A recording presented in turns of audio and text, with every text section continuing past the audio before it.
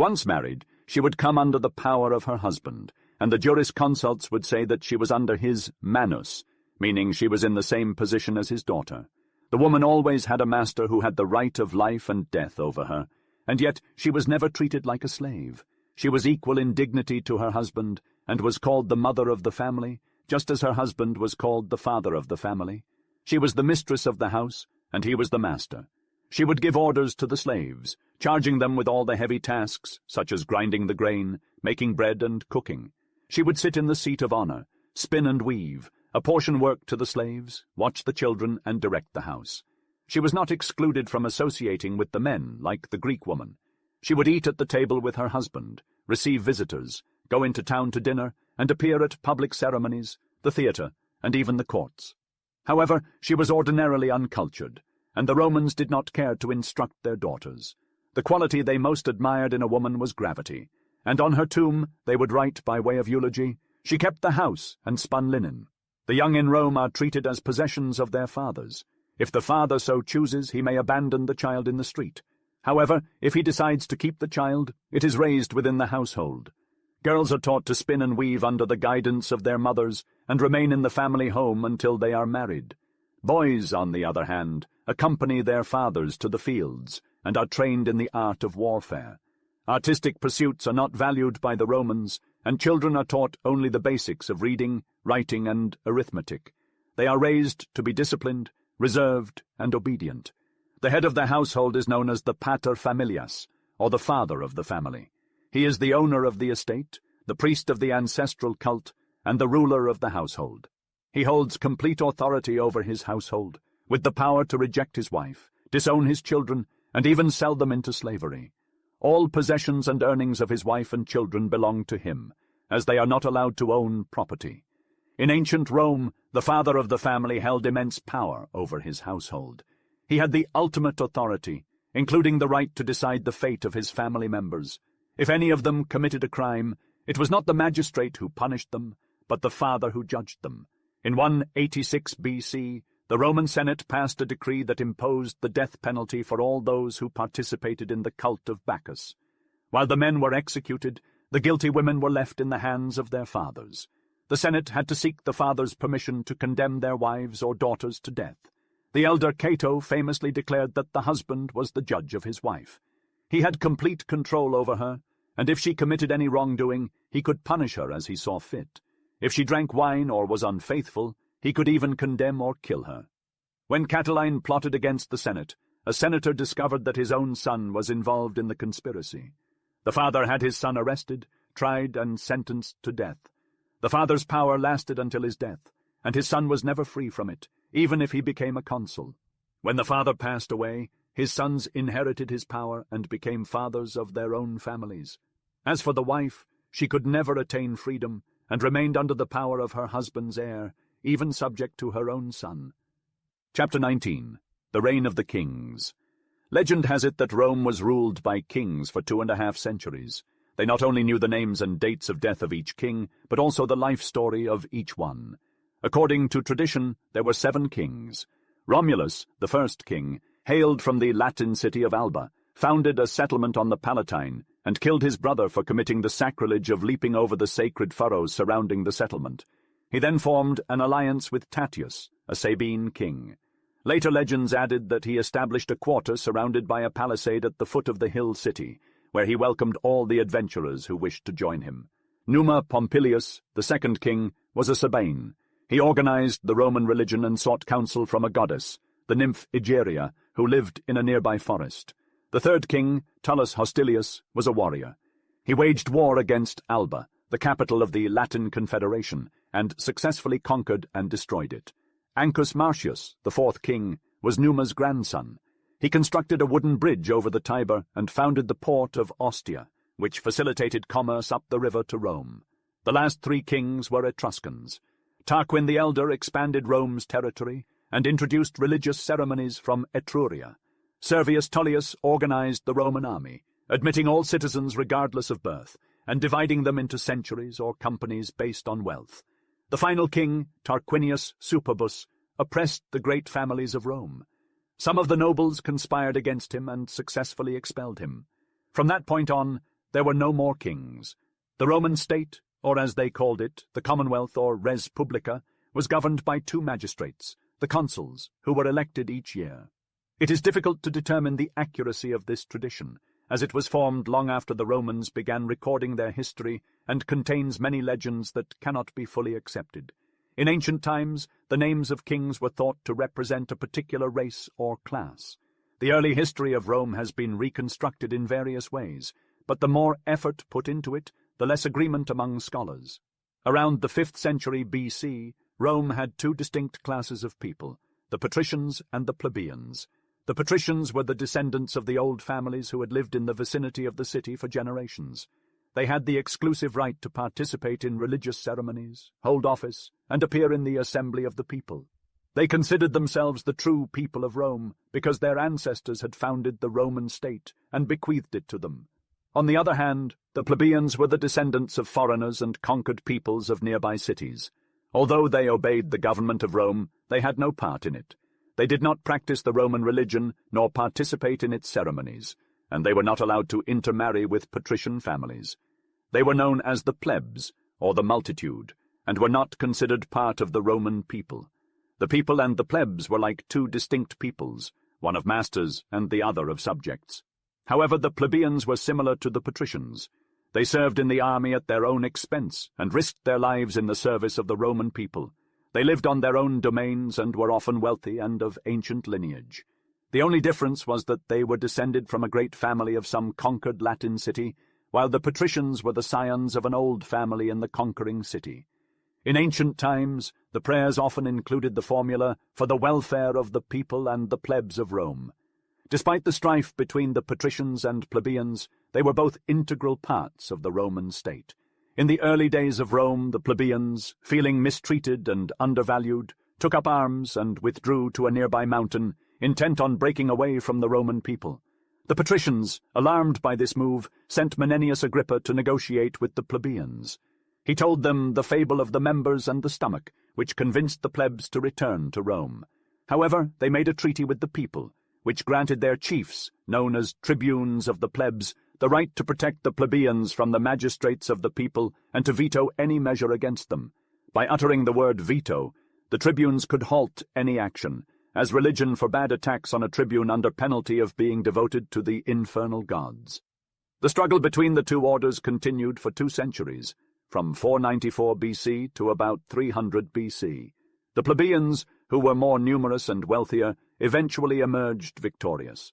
They secured the adoption of laws that were common to both orders and allowed marriage between patricians and plebeians. However, the most challenging task was to obtain the high magistracies, as the gods had to approve the choice of a magistrate before they could be named. The auspices, or the flight of birds, were consulted to determine the gods' approval, but the old Roman religion allowed the auspices to be taken only on the name of a patrician. The plebeian families, who were determined to be the equals of the patrician families in dignity, gradually forced the patricians to open all offices to them, starting with the consulship and ending with the great pontifical office. The first plebeian consul was named in 366 BC, and the first plebeian Pontifex Maximus in 302 BC. Eventually, the patricians and plebeians merged, forming one people, the Roman people, the right of citizenship. In Rome, as in Greece, the people are not all the inhabitants, but only the body of citizens. Only those who have the right of citizenship are considered citizens, not every man who lives in the territory. The citizen has many privileges. 1. He is the only member of the body politic and has the right to vote in the assemblies of the Roman people, serve in the army, attend religious ceremonies in Rome, and be elected a Roman magistrate. These are known as public rights. 2. The citizen is the only one protected by Roman law. He has the right to marry legally, become the head of a family, have power over his wife and children, make a will and buy or sell property. These are known as private rights. Those who are not citizens are excluded from the army and assembly. They cannot marry, have absolute power over their families, own property legally, or demand justice at a Roman tribunal. Thus, citizens are considered the aristocracy among the other inhabitants of the city. However, citizens are not equal among themselves, as there are class differences or ranks. The nobles. In the first rank are the nobles. A citizen is noble if one of his ancestors has held a magistracy. The magisterial office in Rome is an honor that ennobles the occupant and his posterity. When a citizen ascends to the positions of aedile, praetor, or consul, he is granted a toga with a purple border, a curule chair, and the privilege of having a statue made in his likeness. These statues, initially crafted from wax and later silver, are placed in the atrium, the sacred space of the home, near the hearth and the family's gods. There they stand in niches like idols, revered by future generations. When a member of the family passes away, the statues are brought out and carried in the funeral procession, and a relative delivers the eulogy. It is these statues that elevate a family that preserves them. The more statues a family has, the more distinguished it is. The Romans referred to those who were noble by one image, and those who were noble by many images. The noble families of Rome, which numbered less than 300, were scarce, as the magistracies that granted nobility were typically bestowed upon those who were already noble. Beneath the nobility were the knights, who were wealthy but not noble. Their wealth, as recorded in the treasury's registers, had to amount to at least 400,000 sesterces. They were merchants, bankers, and contractors who did not govern but amassed riches. At the theatre, they had reserved seating behind the nobles. If a knight were elected to a magistracy, the nobles dubbed him a new man, and his son gained nobility. Those who were neither nobles nor knights constituted the bulk of the population, the plebs. The majority of them were farmers who cultivated small plots in Latium or the Sabine region.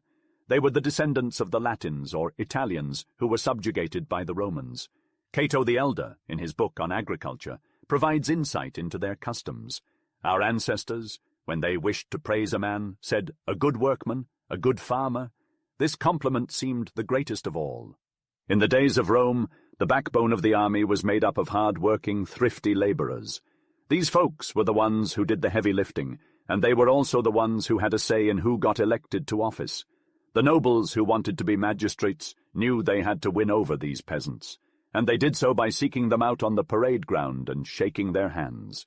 If a candidate found a laborer's hand to be rough, he might make a joke about the man walking on his hands. But if he did, he could kiss his chances of winning goodbye. At the bottom of the heap were the freedmen.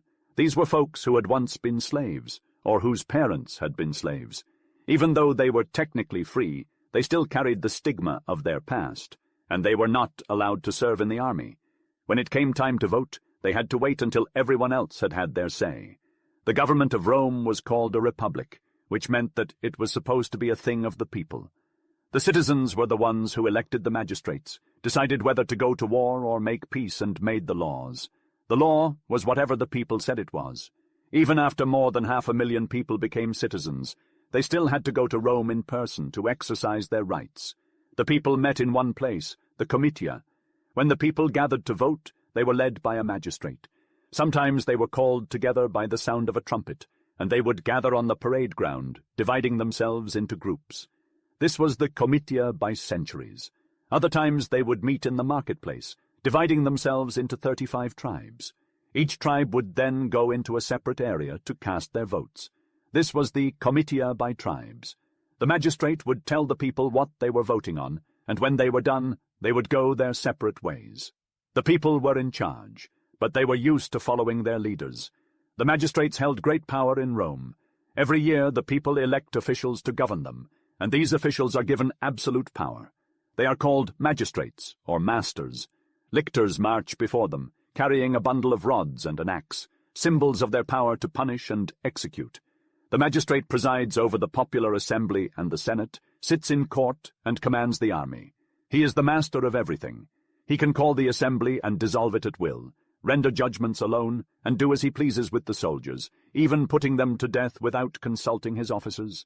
During a war against the Latins, Manlius, a Roman general, forbade his soldiers from leaving camp. His son, provoked by an enemy, left camp and killed him. Manlius had his son arrested and executed immediately. This shows the extent of the magistrate's power, which is said to be equal to that of a king. However, this power is brief and divided. The magistrate is elected for only 1 year, and he has a colleague with the same power.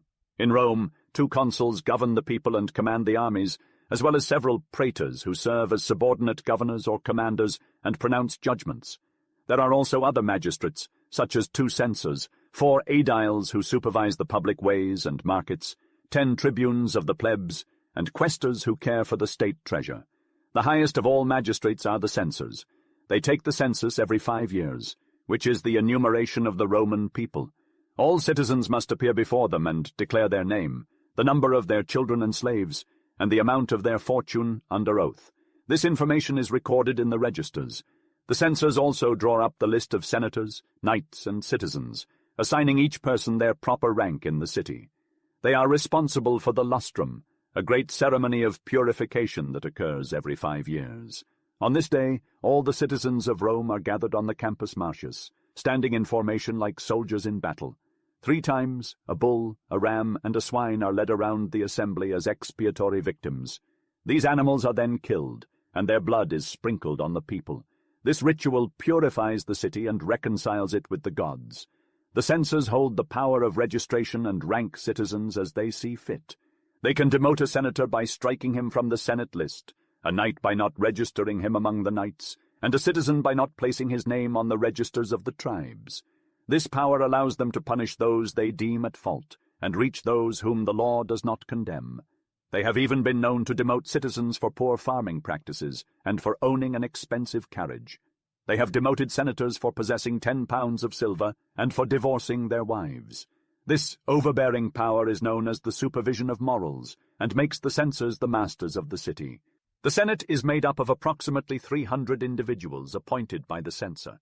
However, the censor does not choose randomly. They only select wealthy citizens who are respected and come from high-ranking families, most of whom are former magistrates. Typically, the censor appoints those who are already members of the Senate, which means that one usually remains a senator for life. The Senate is a gathering of Rome's most prominent men, which gives it its authority. When business is presented, one of the magistrates calls the senators to a temple, presents the matter, and then asks, "What do you think concerning this matter?" The senators respond one by one, following the order of their rank. In the ancient city of Rome, the Senate is the ultimate authority. Their decisions, known as senatus consultum, are not laws but are treated as such by the people. The Senate is made up of nobles who have more experience than the common folk, and their decisions are rarely challenged by magistrates who fear their peers.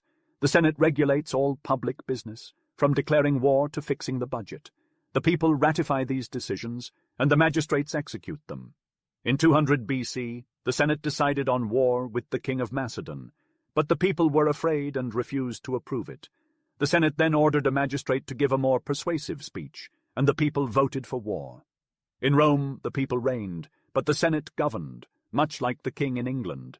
To become a magistrate or senator in Rome is not a profession, but an honor. Only nobles, knights, and the rich can enter these positions, and they must first serve in the army for 10 campaigns. Then they may become a quaestor, managing the state treasury, followed by the position of aedile, responsible for policing the city and providing the corn supply. After that, they may become a praetor, giving judgment in the courts, and finally a consul, commanding an army and presiding over the assemblies. The highest position one can aspire to is the censorship, which is only attainable around the age of 50. In Rome, the path to power is long and arduous, but those who succeed are honored and respected by all.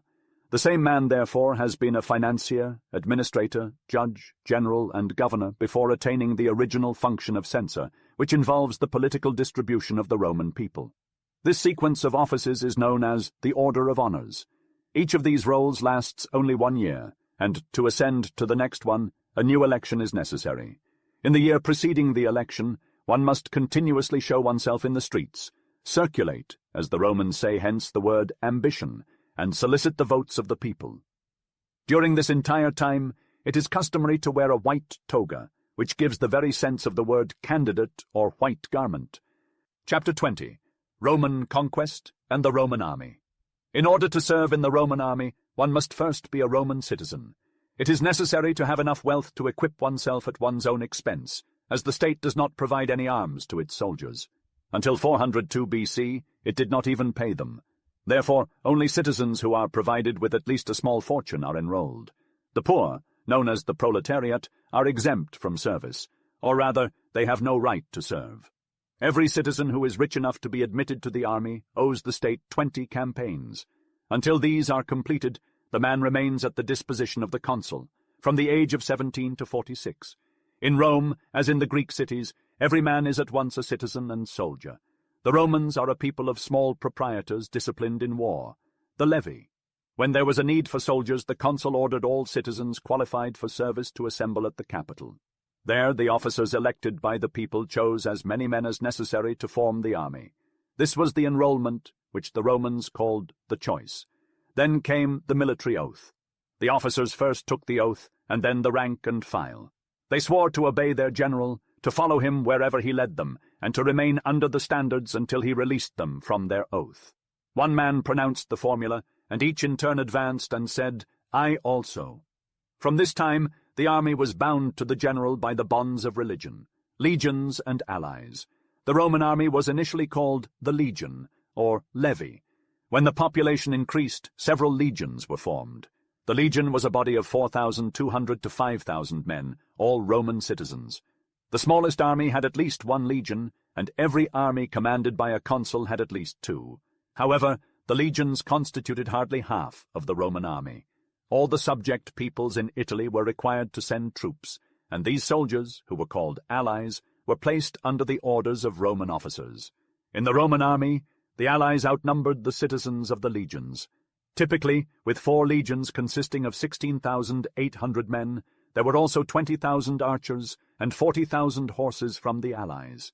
During the Second Punic War in 218 BC, 26,000 citizens and 45,000 allies were called to serve. Therefore, the Roman people utilized both their citizens and subjects in warfare. Military exercises were conducted on the parade ground, the Campus Martius, on the opposite side of the Tiber, as Rome had no gymnasium. There, young men marched, ran, leapt under the weight of their arms, fenced with their swords, hurled javelins, wielded mattocks, and then swam across the Tiber, covered in dust and perspiration.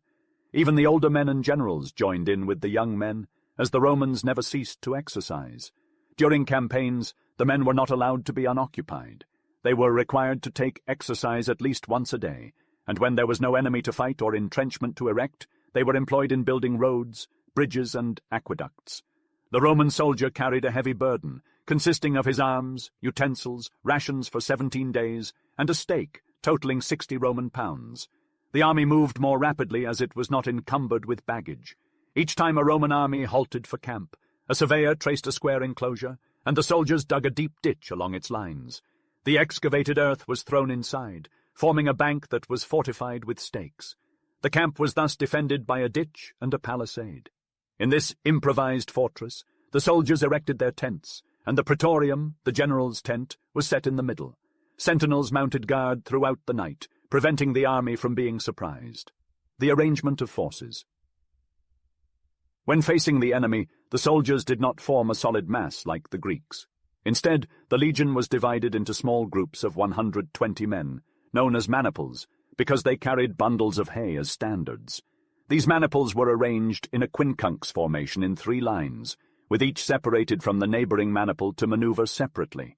The soldiers of the first-line maniples threw their javelins, drew their swords, and began the battle.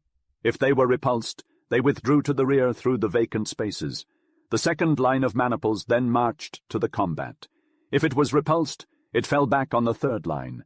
The third line was composed of the best men of the legion and was equipped with lances. They received the others into their ranks and threw themselves on the enemy. The army was no longer a single mass incapable of maneuvering. The general could form his lines according to the nature of the ground. At Cynoscephalae, where the Roman legion and the Macedonian phalanx met for the first time, the ground was bristling with hills.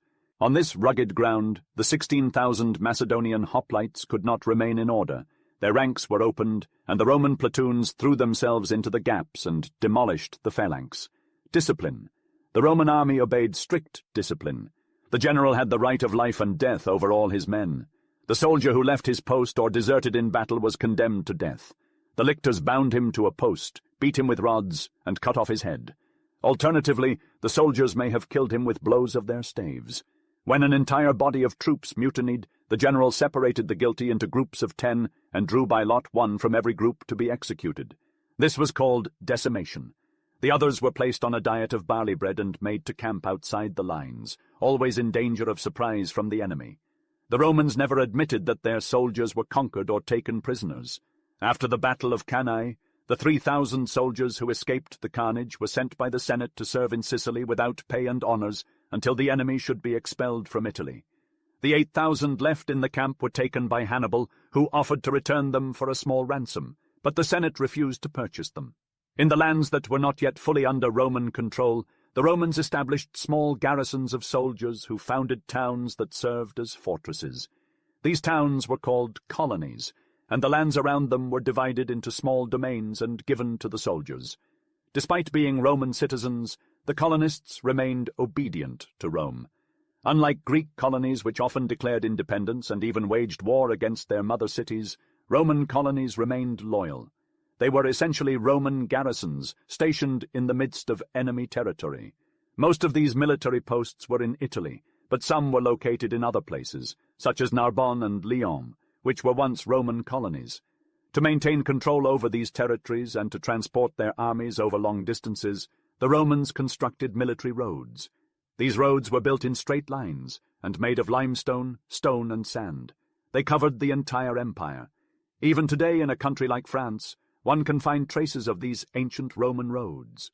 The Roman people were constantly at war, and for 500 years of the Republic, the Temple of Janus, the god of war, remained open. Only once was it closed, and that was for just a few years.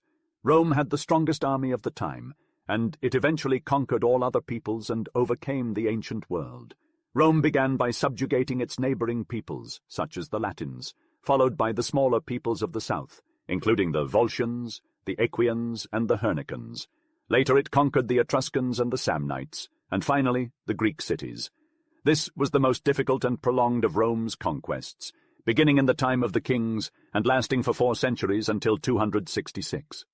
In the early days of Rome, they found themselves fighting against their own people, those who were just as strong and courageous as they were. Those who refused to submit were wiped out, leaving behind only the desolate swamps of the Volscians, now known as the Pontine Marshes. Even 300 years after the war, the 45 camps of Decius and the 86 of Fabius were still visible in the land of the Samnites. Though the camps themselves had long since disappeared, the solitude of the area was a testament to the battles that had taken place there. When Rome ventured into Sicily, they found themselves at odds with Carthage, leading to the Punic Wars. There were 3 of these wars, the first lasting from 264 to 241. Rome emerged victorious, having taken control of Sicily. Legend has it that Rome had no warships at the time, but this is untrue, as the Roman navy had long been established. The Second War, from 218 to 201, was led by Hannibal. The third and final war was a brutal one, resulting in the destruction of Carthage and the subjugation of Africa by Rome. These were the wars that shook Rome to its core. Carthage boasted a superior navy, but its soldiers were mercenaries, fighting not for their homeland but for coin. They were lawless and brutal, especially under the command of a general like Hannibal. Hannibal, the scion of the powerful Barcas family, led the Carthaginian forces in the Second War and nearly succeeded in capturing Rome. His father, Hamilcar, had fought in the First Punic War and later attempted to conquer Spain. Hannibal was just a child when he accompanied his father on these campaigns. Before departing, Hamilcar made young Hannibal swear to forever hate Rome after a sacrifice to the gods. Hannibal grew up among the soldiers and became the best horseman and archer in the army. War was his sole purpose in life, and he required only a horse and weapons. He was so beloved that when the army's commander, Hasdrubal, died, the soldiers elected Hannibal as their new leader without waiting for orders from the Carthaginian Senate. At just 21 years old, he commanded an army that answered only to him. He began the war by laying siege to Saguntum, a Greek colony allied with Rome, and ultimately destroyed it, ignoring the Senate's orders. Hannibal's greatness lay in his audacity. He didn't wait for the Romans to attack. Instead, he marched into Italy to take the fight to them. Lacking a navy, he chose to march through the Pyrenees, cross the Rhone and the Alps, and secure the support of the Gallic peoples. He led an army of 60,000 African and Spanish mercenaries, along with 37 war elephants.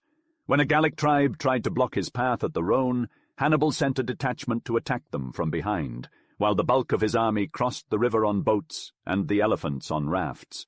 He journeyed up the valley of the Isere and reached the Alps in late October, crossing them despite the snow and attacks from the mountain folk. Many men and horses tumbled down the cliffs, but after 9 days he reached the summits. The descent was treacherous, with the pass covered in ice, forcing him to carve a path out of the rock. By the time he reached the plain, his army was halved. Hannibal faced 3 Roman armies, defeating them all at the Ticinus and Trebia rivers and near Lake Trasimene in Etruria. As he advanced, his army grew, with warriors from Cisalpine Gaul joining him against the Romans. He positioned himself beyond Rome in Apulia, where the Roman army attacked him. Though his army was half the size of theirs, he had African cavalrymen on swift horses. He formed his lines in the plain of Cannae, with the sun in the Romans' faces and the wind driving dust at them. The Roman army was surrounded and nearly destroyed in 216. Though many expected Hannibal to march on Rome, he deemed himself too weak to do so. The Carthaginian Senate sent no reinforcements. Hannibal tried to take Naples and have Rome attacked by the king of Macedon, but only managed to gain a few towns, which Rome besieged and destroyed. Hannibal remained in southern Italy for 9 years. Eventually, his brother Hasdrubal set out with the army of Spain to assist him, making his way almost to central Italy. The 2 Carthaginian armies marched to unite their forces, each opposed by a Roman army under the command of a consul. Nero, facing Hannibal, boldly crossed central Italy to unite with his colleague, who was entrenched against Hasdrubal. One morning, Hasdrubal heard the Roman trumpet sounding twice, signaling 2 consuls in the camp. He believed his brother was defeated and retreated. The Romans pursued him, and he and his entire army were massacred. Nero then rejoined the army he had left before Hannibal, and threw Hasdrubal's head into the Carthaginian camp in 207. Hannibal, left with only his own troops, remained in Calabria for 5 more years. The Roman army descended upon Africa, forcing Hannibal to leave Italy. He massacred the Italian soldiers who refused to accompany him and set sail for Carthage in the year 203. The Battle of Zama in 202 marked the end of the war. Hannibal had hoped to draw the Romans into his lines and surround them, but Scipio, the Roman general, kept his troops in order. On a second attack, Scipio put the enemy's army to rout. Carthage was forced to negotiate for peace, relinquishing everything outside of Africa and ceding Spain to the Romans. They agreed to surrender their navy and elephants, pay over $10 million, and not make war without Rome's permission. Hannibal reorganized Carthage for a new war, which concerned the Romans. They demanded that the Carthaginians put him to death. Hannibal fled to Antiochus, king of Syria, and proposed inciting a revolt in Italy against Rome. However, Antiochus distrusted Hannibal and invaded Greece, where his army was captured. Hannibal then withdrew to the king of Bithynia. The Romans sent Flamininus to capture him, but Hannibal, seeing his house surrounded, took the poison he always had by him in 183. The Greek kings, successors of Alexander, divided the Orient among themselves. The most powerful of these kings took up war against Rome, but they were defeated. Philip, the king of Macedon, was defeated in 197, his son Perseus in 168, and Antiochus, the king of Syria, in 190. From this time on, the Romans had a free field and conquered all the lands that were useful to them one by one. Macedon in 148, the kingdom of Pergamum in 129, the rest of Asia from 74 to 64 after the defeat of Mithridates, and Egypt in 30. With the exception of the Macedonians, the Orient opposed the Romans with mercenaries or undisciplined barbarians who fled at the first attack. In the great victory over Antiochus at Magnesia, only 350 Romans were killed. At Chaeronea, Sulla was victorious with the loss of only 12 men. The other kings, now terrified, obeyed the Senate without resistance. Antiochus the Great, king of Syria, had conquered a portion of Egypt. However, Popilius, acting under the command of the Senate, ordered him to abandon his conquest. Antiochus hesitated, but Popilius, taking a rod in his hand, drew a circle around the king and said, "Before you move from this circle, give an answer to the Senate." Antiochus submitted and surrendered Egypt. The king of Numidia asked the Senate to regard his kingdom as the property of the Roman people. Prusias, the king of Bithynia, prostrated himself before the Senate in the garb of a freedman with a shaved head. Mithridates, the king of Pontus, was the only one who resisted, but after 30 years of war he was driven from his states and compelled to take his life by poison. The Romans found it more challenging to conquer the barbarous and warlike peoples of the West. It took a century to conquer Spain. The shepherd Viriathus made guerrilla warfare on them in the mountains of Portugal from 149 to 139 BC, overwhelmed 5 armies, and even compelled a consul to treat for peace. The Senate got rid of him by assassination. Against the single town of Numantia, they had to send Scipio, the best general of Rome. The little and obscure peoples of Corsica, Sardinia, and the mountains of Genoa, or the Ligurians, were always reviving the war with Rome. But the most indomitable of all were the Gauls. Occupying the whole of the valley of the Po, they threw themselves on Italy to the south. One of their bands had taken Rome in 390. Their big white bodies, long red moustaches, blue eyes, and savage yells terrified the Roman soldiers. As soon as their approach was learned, consternation seized Rome, and the Senate proclaimed the levy of the whole army, or what they called the Gallic tumult. These wars were the bloodiest but the shortest. The first, which lasted from 225 to 222 BC, gave the Romans all Cisalpine Gaul or northern Italy. The second, the Rhone lands, namely Languedoc, Provence, Dauphine. The third, from 58 to 51 BC, all the rest of Gaul. Roman warfare. When a general emerged victorious in battle, the Senate granted him the privilege of celebrating a triumph, a grand religious procession to the temple of Jupiter. The magistrates and senators led the way, followed by chariots filled with spoils of war, captives bound by their feet, and finally the victorious general on a golden chariot pulled by 4 horses and adorned with laurel. His soldiers trailed behind, chanting the solemn refrain, Io Triomphe. The procession paraded through the city in festive attire and ascended to the Capitol, where the victor presented his laurel to Jupiter and thanked him for granting victory. After the ceremony, the captives were imprisoned, executed, or left to die in dungeons. The triumph of Aemilius Paulus, conqueror of Macedon, lasted 3 days.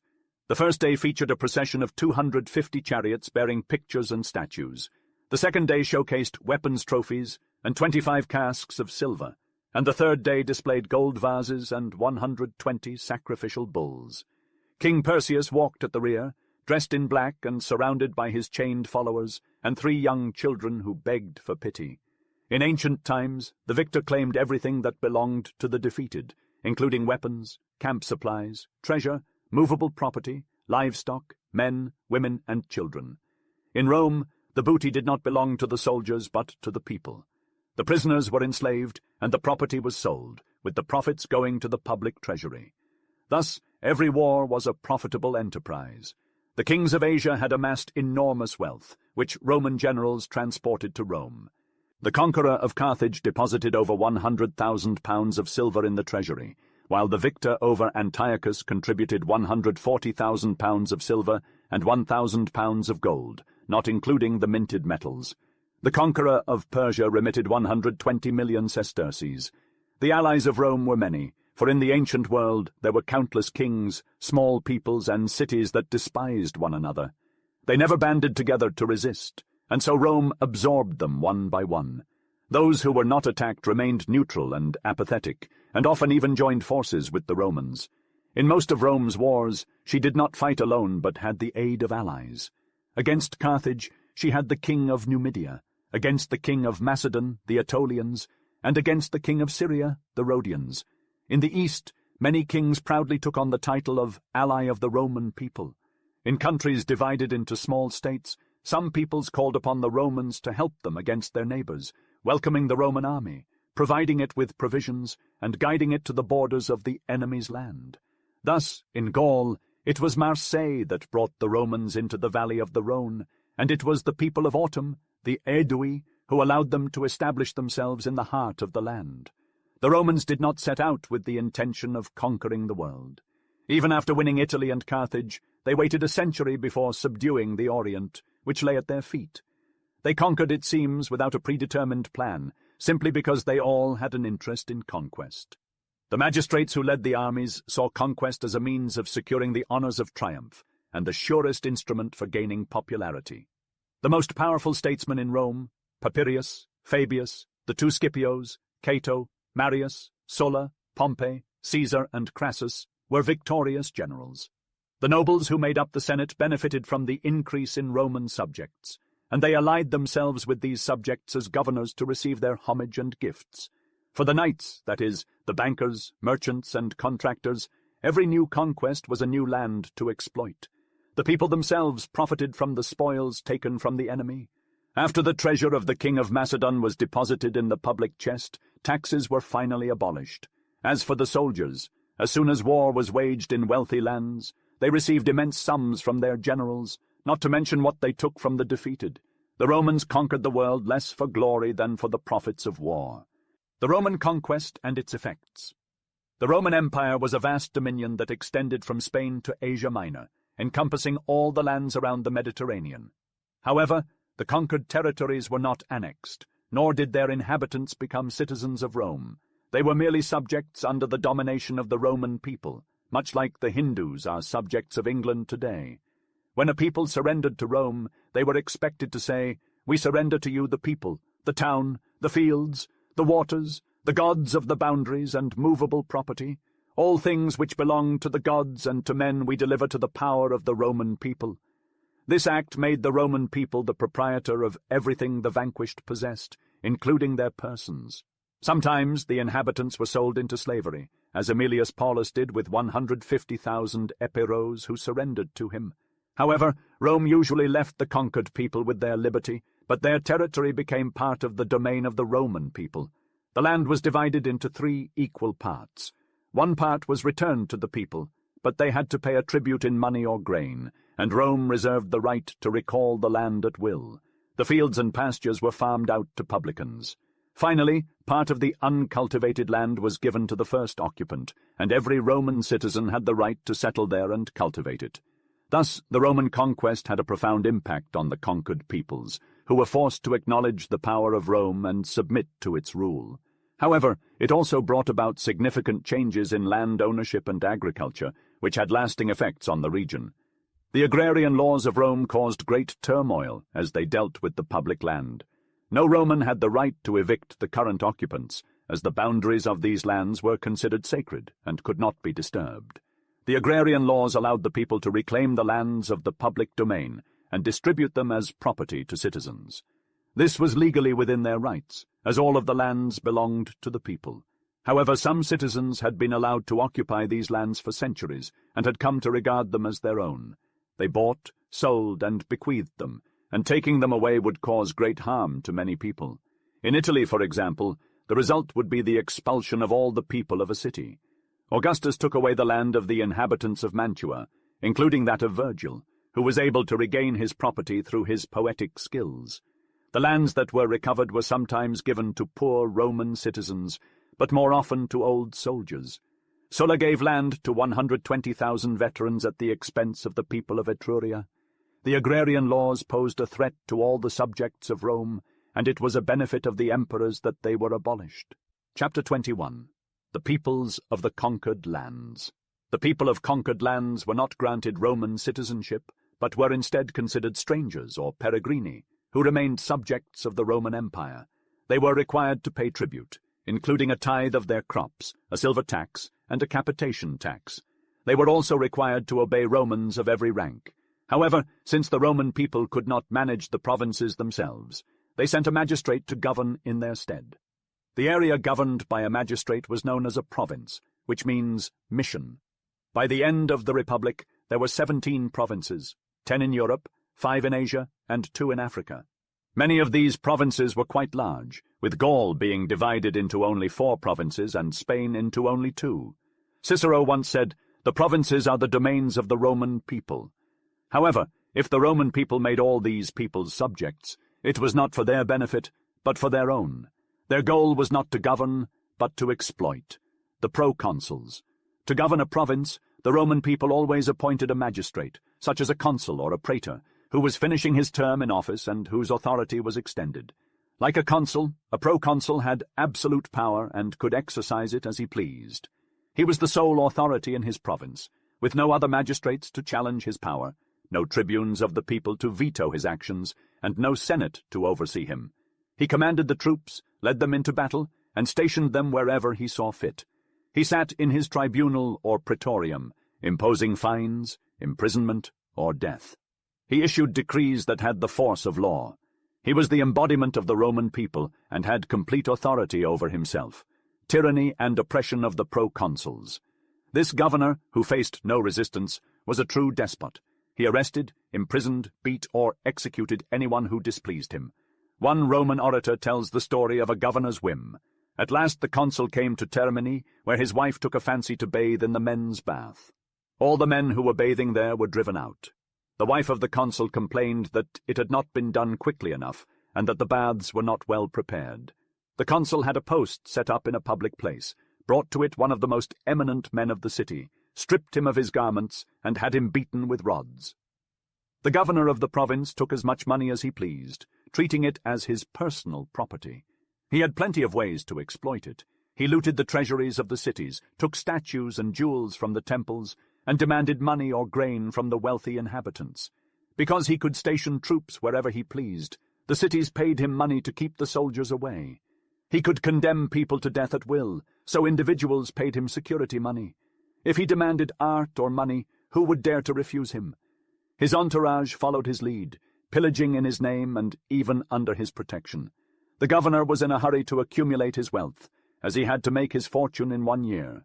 After he left for Rome, another governor arrived and started the process all over again. There was a law that prohibited governors from accepting gifts, and a tribunal since 149, specifically for the crime of extortion. However, this tribunal was made up of nobles and Roman knights who would not condemn their fellow citizens. According to Cicero, the main result of this system was to force the governor to take even more plunder from the province to bribe the judges of the tribunal. It is no surprise that the term proconsul became a synonym for despot. The most infamous of these appointed brigands was Verres, the propraetor of Sicily. Cicero spoke out against him for political reasons, delivering 7 famous speeches, but many other governors were likely just as bad as Verres. The tax collectors. In every province of the Roman Empire, the people of Rome enjoyed significant revenues from various sources, such as customs, mines, imposts, grain lands, and pastures. These revenues were leased out to groups of contractors known as publicans. The publicans purchased the right to collect taxes from a specific location on behalf of the Roman government, and the people of the province were obligated to obey them as representatives of Rome. Consequently, in every province, there were numerous companies of publicans, each with a retinue of clerks and collectors. These men acted as masters, extorting more money than was due, forcing debtors into poverty, and even selling them into slavery. In Asia, they went so far as to exile inhabitants without any justification. When Marius demanded soldiers from the king of Bithynia, the king replied that thanks to the publicans, he had only women, children, and old people left as citizens. The Romans were well aware of these excesses. Cicero wrote to his brother, who was then a governor, "If you find a way to satisfy the publicans without destroying the provincials, it is because you possess the qualities of a god." However, the publicans were judged in tribunals, and even the proconsuls obeyed them. Scaurus, the proconsul of Asia, and a man of unyielding integrity, tried to prevent them from plundering his province. Upon his return to Rome, however, he was accused and convicted by the publicans. The publicans even oppressed the peaceful and obedient inhabitants of the East. At the command of Mithridates, 100,000 Romans were massacred in a single night. A century later, during the time of Christ, the term publican was synonymous with thief. The bankers. The Romans had amassed a great deal of silver from the lands they conquered, leaving Rome with an abundance of silver and the provinces with almost nothing. Borrowing rates in Rome were 4 or 5%, while in the provinces the rates were no less than 12%. The bankers would borrow money in Rome and loan it in the provinces, particularly to kings or cities. When the people were unable to repay the principal and interest, the bankers followed the example of the publicans.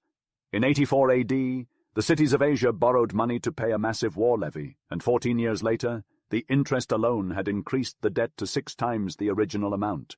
The bankers forced the cities to sell their art objects, and parents even sold their children. A few years later, one of the most highly regarded Romans of his time, Brutus the Stoic, loaned the city of Salamis in Cyprus a sum of money at 48% interest, or 4% per month. Scaptius, his business manager, demanded the sum with interest, but the city was unable to pay. Scaptius then went to the proconsul Appius, secured a squadron of cavalry, and went to Salamis to blockade the Senate in its hall of assembly. 5 senators died of starvation. No defense for the provincials. The provincials had no recourse against these tyrants. The governor supported the publicans, and the Roman army and people supported the governor. Even if a Roman citizen could sue the plunderers of the provinces, a governor was inviolable and could not be accused until he had given up his office. While he was in office, there was nothing to do but watch him plunder. If he were accused upon his return to Rome, he appeared before a tribunal of nobles and publicans who were more interested in supporting him than in rendering justice to the provincials.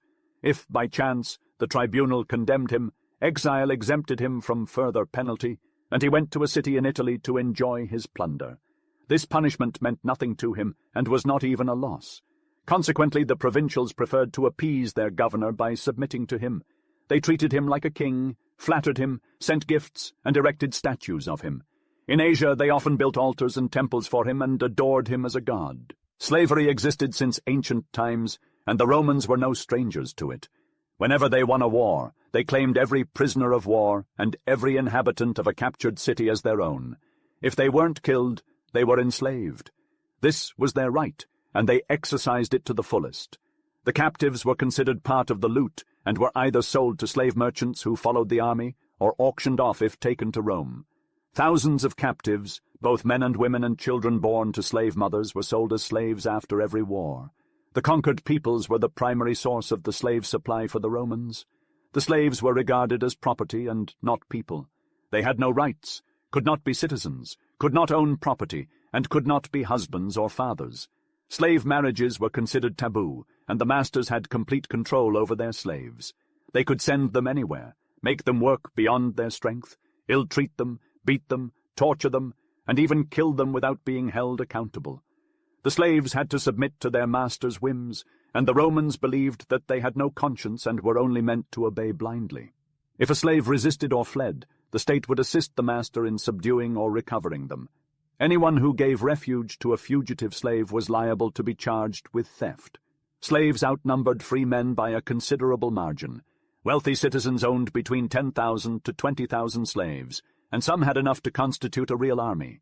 Caecilius Claudius Isidorius, who was once a slave, came to possess more than 4,000 slaves. Horace, who had 7 slaves, considered it a modest patrimony. In Rome, having only 3 slaves was considered a mark of poverty. Urban slaves. The Roman aristocrats, much like modern-day Orientals, took pleasure in surrounding themselves with a multitude of servants. In a grand Roman household, hundreds of slaves lived, each organized for specific services. There were slaves to tend to the furniture, silverware, and art objects, slaves for the wardrobe, valets, chambermaids, cooks, bath attendants, and the master of the house and his assistants. There were also slaves to escort the master and mistress on the street, litter-bearers, coachmen, grooms, secretaries, readers, copyists, physicians, teachers, actors, musicians, and artisans of all kinds. In every great house, grain was ground, flax was spun, and garments were woven. Others worked in workshops, manufacturing objects that the master sold for profit. Some were hired out as masons or sailors. Crassus even had 500 carpenter slaves. These classes of slaves were known as slaves of the city. Rural slaves. Every large estate was cultivated by a group of slaves. They were the laborers, shepherds, vine-dressers, gardeners, and fishermen, grouped in squads of 10. An overseer, himself a slave, supervised them. The proprietor made it his mission to produce everything on his lands. He buys nothing, everything that he consumes he raises at home, is the compliment paid to the wealthy. Therefore the Romans kept a large number of country slaves, known as such. A Roman estate bore a strong resemblance to a village. In fact, it was called a villa. The name has been preserved. What the French call ville since the Middle Ages is only the old Roman estate increased in size. Treatment of slaves. The treatment of slaves varied greatly depending on the character of their masters. Some masters, such as Cicero, Seneca, and Pliny, were enlightened and humane. They fed their slaves well, conversed with them, and even allowed them to sit at the table with them. These masters also permitted their slaves to have families and accumulate small fortunes, known as the peculium. However, there were some who treated their slaves as if they were animals. They punished them cruelly and even put them to death for the slightest whim. Vedius Pollio, a freedman of Augustus, was known to keep lampreys in his fish pond. When one of his slaves carelessly broke a vase, Pollio had him thrown into the fish pond to be devoured by the lampreys. Philosopher Seneca described the violent cruelty of these masters, saying, "If a slave coughs or sneezes during a meal, if he pursues the flies too slowly, if he lets a key fall noisily to the floor, we fall into a great rage. If he replies with too much spirit, if his countenance shows ill humor, have we any right to have him flogged? Often we strike too hard and shatter a limb or break a tooth. Even philosopher Epictetus, who was a slave himself, had his ankle fractured by his master in this way. Women were no more humane than men when it came to the treatment of slaves.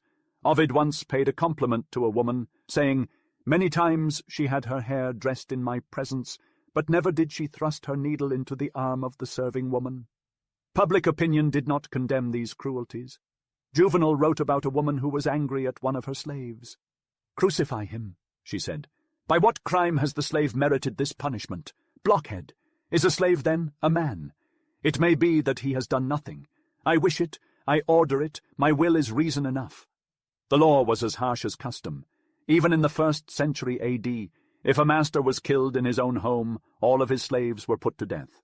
When some people wanted to abolish this law, Thraseas, a highly respected philosopher, stood up in the Senate and demanded that the law be upheld.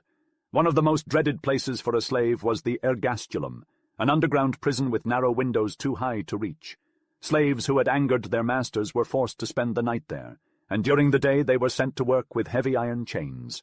Many were even branded with a red-hot iron. In ancient times, there were no mills run by machines. Instead, slaves were forced to grind grain by hand, as a form of punishment. The mill was like a prison for convicts. "There," says Plautus, "moan the wicked slaves who are fed on polenta.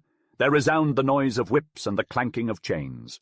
3 centuries later, in the 2nd century, Apuleius the novelist describes the interior of a mill as follows. "Gods, what poor, shrunken-up men! With white skins striped with blows of the whip, they wear only the shreds of a tunic, bent forward, head shaved, the feet held in a chain, the body deformed by the heat of the fire, the eyelids eaten away by the fumes, everything covered with grain dust." The character of the slaves was shaped by their brutal existence, either toiling under the lash or languishing in idleness. Some became melancholy and savage, while others were lazy and subservient.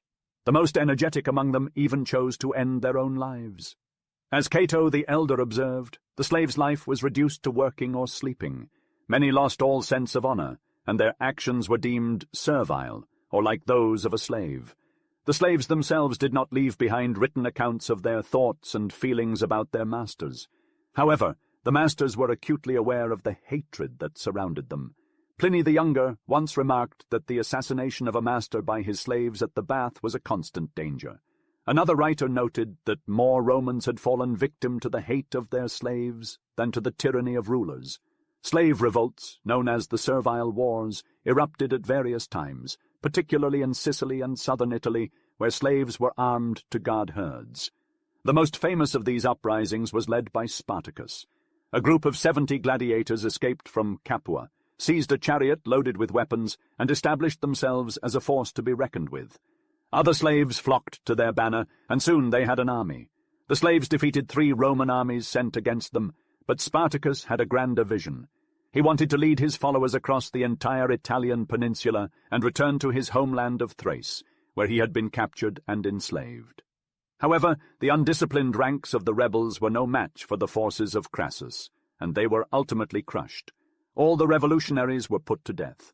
Rome responded by prohibiting slaves from carrying weapons ever again, and even went so far as to execute a shepherd for killing a boar with a spear.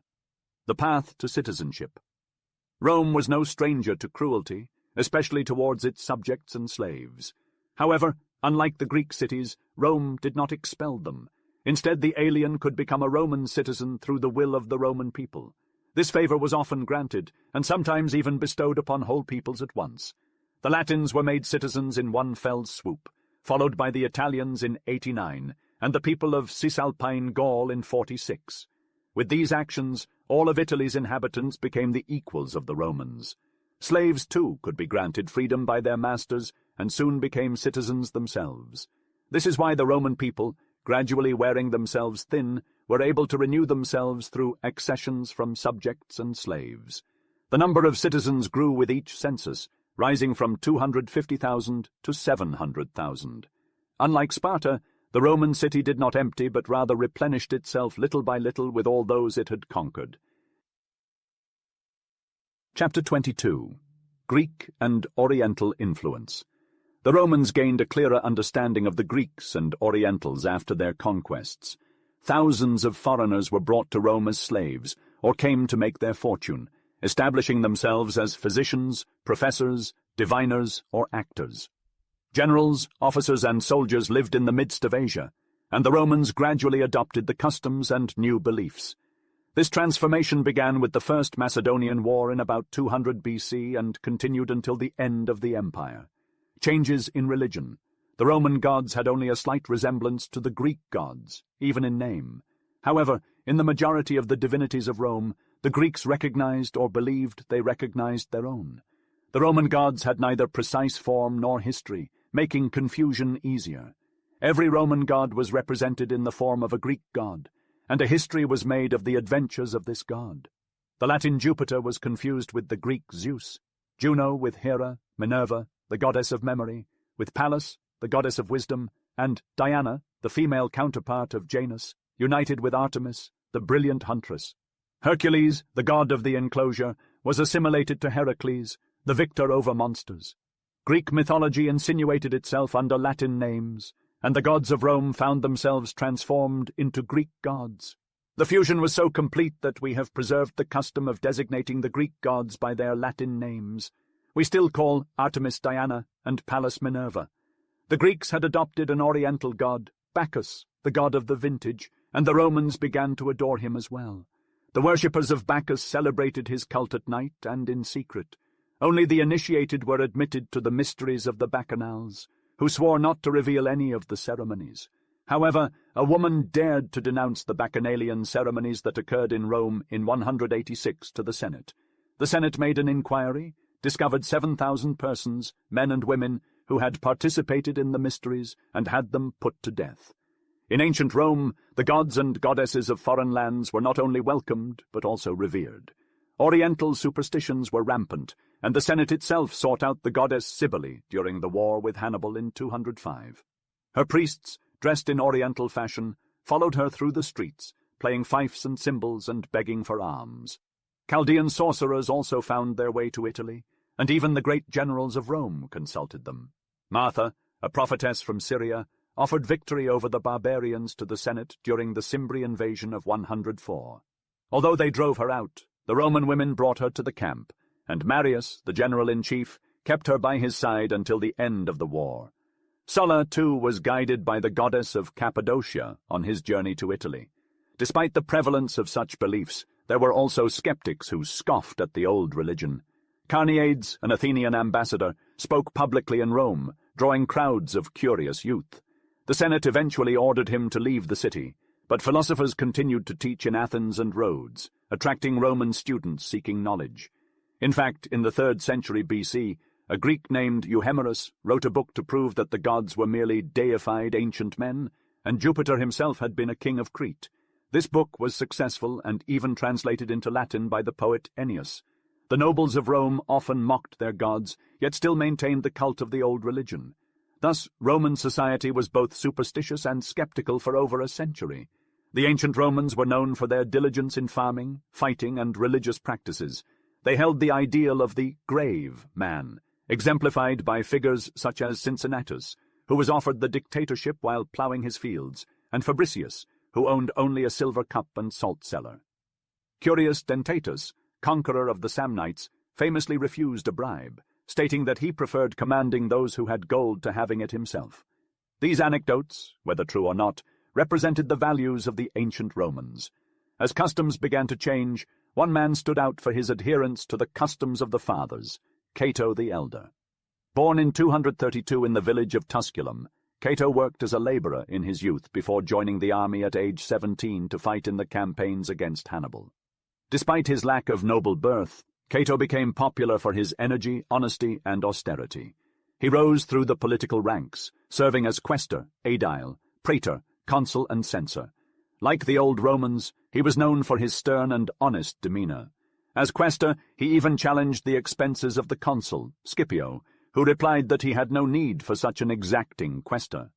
As a praetor in Sardinia, Cato refused money offered to him by the province for entertainment expenses. As consul, he spoke with great fervor in support of the Oppian Law, which forbade Roman women from wearing expensive clothing. The women eventually complied, and the law was repealed.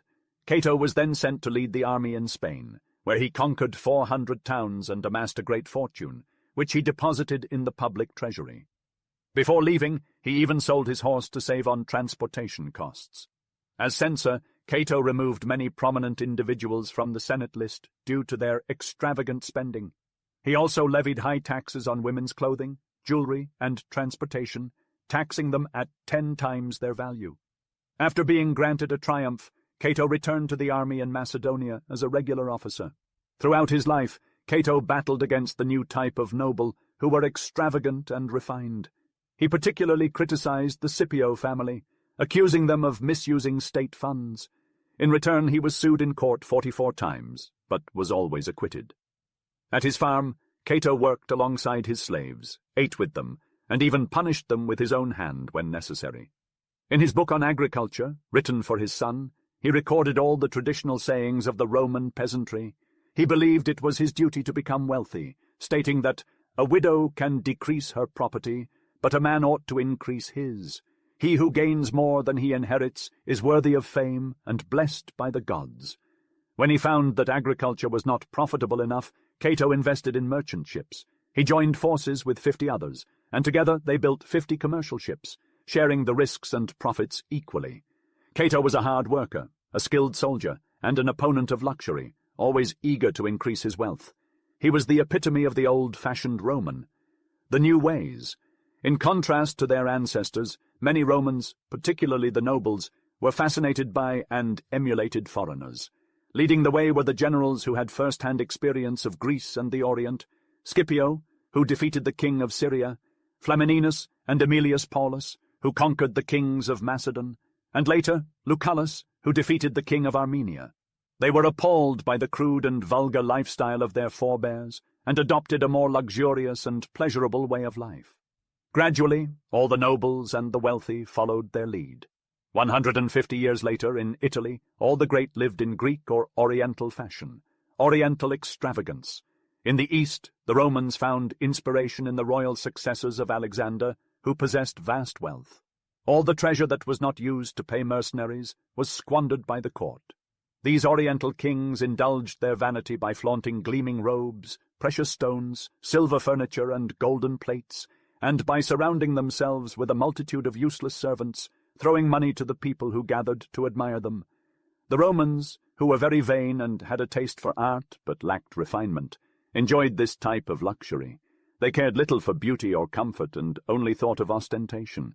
They built houses with vast gardens adorned with statues and sumptuous villas that projected into the sea amidst enormous gardens. They surrounded themselves with troops of slaves. They and their wives wore garments made of gauze, silk, and gold instead of linen. At their banquets they spread embroidered carpets, purple coverings, and gold and silver plates. Sulla had 150 silver dishes, and Marcus Drusus's plates weighed 10,000 pounds. While the common people continued to sit at the table according to old Italian custom, the rich adopted the Oriental custom of reclining on couches at their meals. At the same time, the affected and expensive cuisine of the East was introduced, featuring exotic fish, peacock brains, and bird tongues. From the 2nd century A.D., the extravagance was such that a consul who died in 152 A.D. could say in his will, "As true glory does not consist in vain pomp, but in the merits of the dead and of one's ancestors, I bid my children not to spend on my funeral ceremonies more than 1,000,000 as." Greek humanity. In Greece, the Romans saw the monuments, the statues, and the pictures which had crowded their cities for centuries. They came to know their learned people and the philosophers. Some of the Romans acquired a taste for the beautiful and for the life of the spirit. The Scipios surrounded themselves with cultivated Greeks. Aemilius Paulus asked from all the booty taken by him from Macedon only the library of King Perseus. He had his children taught by Greek preceptors. It was then the fashion in Rome to speak, and even to write in Greek. The nobles desired to appear as connoisseurs in painting and sculpture. They imported statues by the thousand, the famous bronzes of Corinth, and they heaped these up in their houses. Thus Verres possessed a whole gallery of objects of art that he had stolen in Sicily. Gradually the Romans assumed a gloss of Greek art and literature. This new culture was called humanity, as opposed to the rusticity of the old Roman peasants. It was little else than gloss. The Romans had realized but slightly that beauty and truth were to be sought for their own sakes. Art and science always remained objects of luxury and parade. Even in the time of Cicero, the soldier, the peasant, the politician, the man of affairs, and the advocate were alone regarded as truly occupied. Writing, composing, contributing to science, philosophy, or criticism, all this was called being at leisure.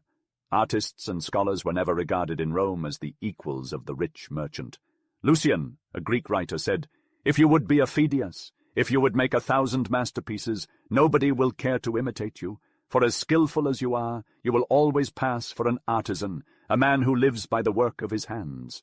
Lucullus, a shining example of the new Roman, was born in 145 to a noble and wealthy family, which allowed him to easily rise through the ranks of politics. Even in his earliest campaigns, he was known for his generosity towards the defeated. As consul, he led the army against Mithridates and discovered that the people of Asia were furious with the banditry and brutality of the tax collectors. Lucullus made it his mission to put an end to these abuses, and even forbade his soldiers from looting conquered cities. This won him the love of the Asians and the enmity of the tax collectors and soldiers who plotted to have him recalled. Despite this, he defeated Mithridates and was pursuing him with the help of the king of Armenia when his command was taken away and given to Pompey, the favorite of the tax collectors. Lucullus then retired to enjoy the wealth he had accumulated in Asia. He had celebrated gardens near Rome, a villa in Naples partially built in the sea, and a summer palace in Tusculum filled with a museum of art objects. During the beautiful season, he spent his time in Tusculum surrounded by friends, scholars, and men of letters, reading Greek authors and discussing literature and philosophy. Numerous stories are told of Lucullus's extravagance. Once, when dining alone, he found his table to be too simple and reprimanded the cook, who explained that there were no guests. "Don't you know," responded Lucullus, "that Lucullus is dining with Lucullus today?" On another occasion, he invited Caesar and Cicero to dine with him, but agreed to their condition that he does not change his usual arrangements. Lucullus simply instructed a slave to prepare dinner in the hall of Apollo. A sumptuous feast was laid out, and the guests were amazed. Lucullus explained that he had given no specific orders, and that the cost of his dinners was determined by the hall in which they were held. Dinners in the hall of Apollo were not to cost less than $10,000. When a praetor asked Lucullus if he could borrow 100 purple robes for a grand spectacle, Lucullus offered him 200 instead. Lucullus was the embodiment of modernity, while Cato represented the customs of old. To the ancients, Cato was the epitome of Roman virtue, while Lucullus was seen as a degenerate. Lucullus had abandoned the ways of his forefathers, and in doing so, he had gained a more expansive, elevated, and refined spirit, as well as a greater sense of humanity towards his slaves and subjects. In the days of Polybius, the old Romans taught their children only how to read. However, the new Romans hired Greek instructors to teach their children a broader range of subjects. Greek schools of poetry, rhetoric, and music were established in Rome, and the great families took sides on whether to embrace the old or new ways. Nevertheless, there remained a bias against music and dance, as they were seen as being fit only for the stage, and not for people of good breeding. Scipio Aemilianus, the champion of the Greeks, was outraged by the existence of a dancing school that was attended by freeborn children and young girls. He could not fathom why nobles would allow their children to be taught such things. When he visited the school, he saw more than 500 boys and girls, including a 12-year-old boy who was the son of a candidate, dancing to the sound of castanets. Sallust, when speaking of a Roman woman of questionable character, remarked that she played the lyre and danced better than was appropriate for a woman of good reputation.